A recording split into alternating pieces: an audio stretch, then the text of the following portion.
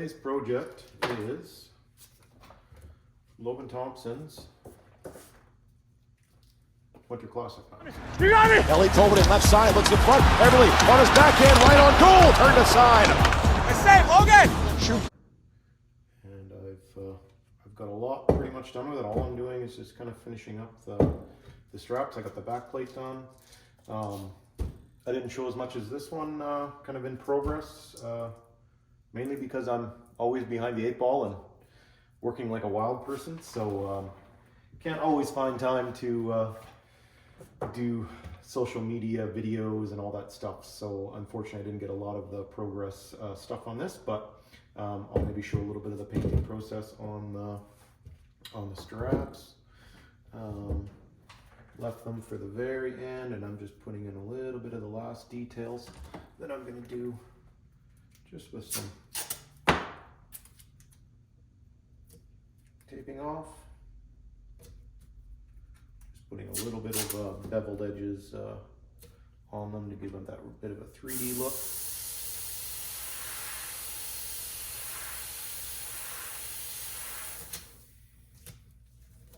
It's always just these subtle things that don't take too long to really set the whole thing off.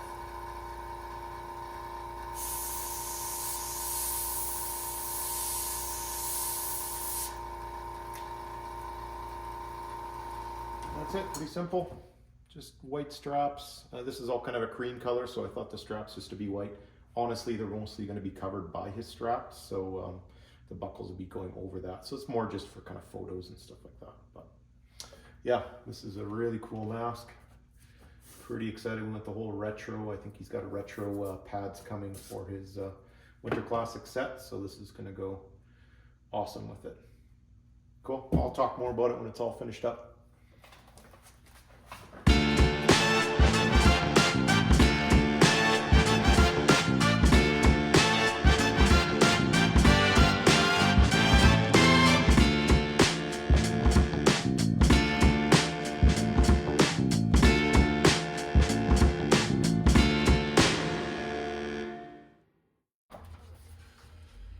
Here's the finished product. I think it turned out pretty cool with the matte finish on it, just to kind of give it that more vintagey kind of look. But I've done a few of these in the past on I think some men's league masks, so it's pretty cool. I got to practice on those to get to do one for the NHL. So I'll maybe do a video kind of explaining a little bit more of the design and yeah, finish this thing off.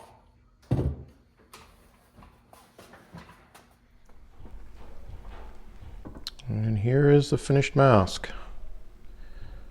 And it turned out really cool with that matte finish.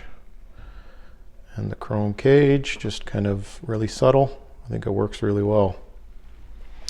So how this kind of came to be, pretty much like everyone I do for Logan, he's pretty vague and chill because he kind of just lets me run with it. So all I learned from him was he's going to do, I think, a retro pad. So I haven't seen him. He usually sends me pictures of his pads, but this time he didn't.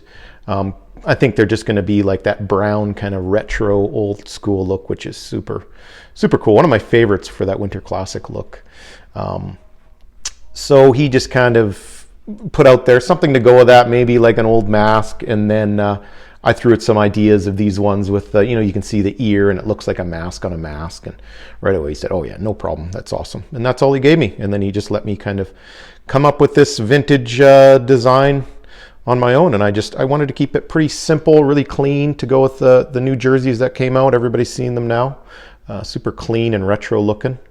So I kind of use that V, kind of like his other masks, like it's almost like kind of arrows pointing towards the front as a kind of a design technique. And then we've got kind of a little bit more of a stripe, but almost comes into a point like an arrow on top as well. And then just kept it really retro. Just like it looked like an old school mask they would design back in the day. And yeah, for the rest of it, I just had fun with it. I kind of like it a little more animated, so I did the cracks with the stitches. There's chips flying off everywhere, kind of all the way around the mask. There's chips coming off all the little cracks, and then a big chip kind of blowing off here. I find it just kind of animates it a little bit, gives it a little bit of depth and a little bit of movement, just so it's not so stagnant. Some people might think it's overdone, but I like just having a little bit extra fun with it.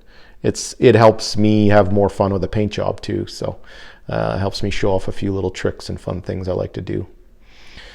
Yeah, and then the back plate, we same thing. We just snuck his two things he always puts on, his nickname LT and his number 36. Same thing, kept it really old school and simple.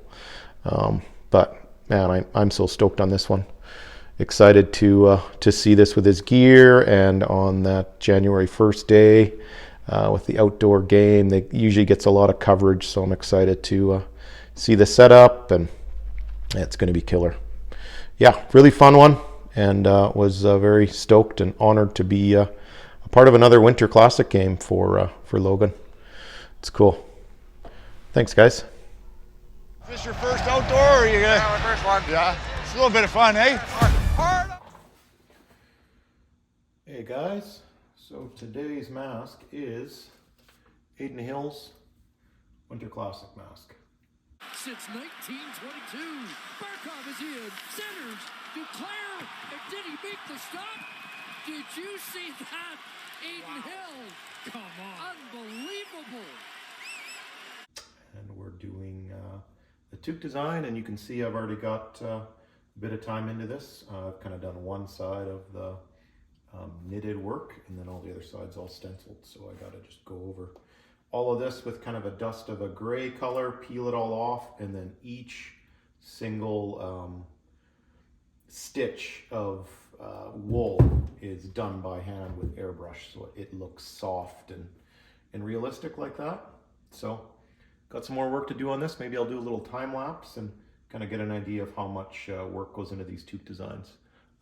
But they're really cool. They're worth it in the end, I think.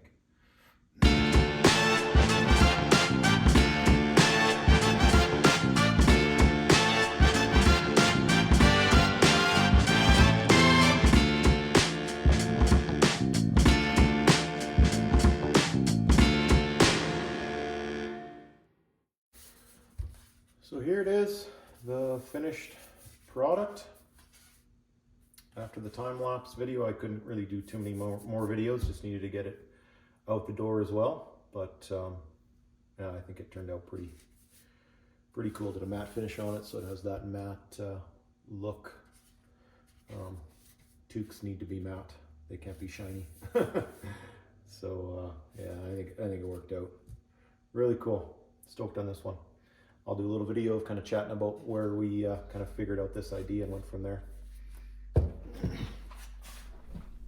So here it is, all finished up and put together with a custom cage that I also didn't show in the previous. That was another request from Adin. Just wanted something maybe a little different, and I thought the fade up would look nice just because it's kind of more dark gray, and then it goes more to that cream color on top. I think it works really well. But yeah, overall, how we came up with this guy was yeah, I actually I got Adin on the phone a couple of times this year, and I think we chatted on the phone as well. We go back and forth between text and phone, but I think we chatted for a little bit on the phone, just about what he wanted to do. He wasn't totally sure as well. He was, you know, they're a new team, so there's not a lot of heritage kind of hockey stuff they can do on there, which sometimes these masks have. So we kind of couldn't pull anything from that, so we started thinking about what other things are seen in these games, and of course the toque design came up. And I didn't want to do the same old kind of toque design that I've seen in past as well, just so I'm not copying. I'm kind of trying to do my version of it. So I actually didn't have this idea on the phone. He just gave me the toque design, and I said, yeah, I'll think on it. I'll think on you know, maybe what we can do with that. So I think a couple days later, I came up with this idea to make it look like the Golden Knights helmet that's on their jersey and their mascot wears and all that stuff, but knitted into a toque design with the pom-pom and the tassels on the bottom, like you tie up on the bottom of the chin. So yeah, that's how it went. I actually, he texted me some ideas and we didn't know, and then I actually got him on the phone and I told him this idea, and he was stoked on it. He said, yeah, go for it. So that's how we came up with the idea, and yeah, I think it turned out pretty amazing. I'm pretty happy with it. Just tried to make it vintagey, you know, just because their jersey looks vintagey, and their logo, of course, and also just wanted to have some fun with the knitted look. So it's like stitched on letters. I didn't want to do that all in wool stitching because it would overdo the wool. So I liked, like, there's a patch on there that's stitched, just like there's a patch on the CCM that's stitched. Yeah, but I think it reads well from far off. It kind of has that helmet knight look, but you get up close and you see all the wool and the details, and that's all airbrushed by hand, stenciled on just the shape, and then each thread of wool is put in a line by airbrush. It's very tedious, that's for sure, but I think it pays off in the end, the look. And then on the chin, yeah, he just asked for his number, and I thought just putting a little bit of snow on there. I don't even know if it's going to be snowing in Seattle, but it's an outdoor game, so the snow is involved, the idea of it at least. Yeah, and then the back plate, of course, getting his MM30, and I did that like it's a patch stitched on as well. Looks like it's curling up on the edges. Looks kind of vintagey, like it's been worn for a while. But overall, couldn't be more happy with it, and again, I'm just so privileged that these guys from Vegas, I know them well, and they trust me with their designs, and I can kind of have free range and have some fun with it. So this one was a blast, and I'm glad Adin let me kind of have fun with it, and I'm excited to see this on January 1st, and yeah, see it with their gear and the look of his equipment, and both the guys, him and Adin and Logan, I'm pretty excited to see. So it was a huge honor and pleasure to do these for these guys. So hope you guys enjoy it. Thanks.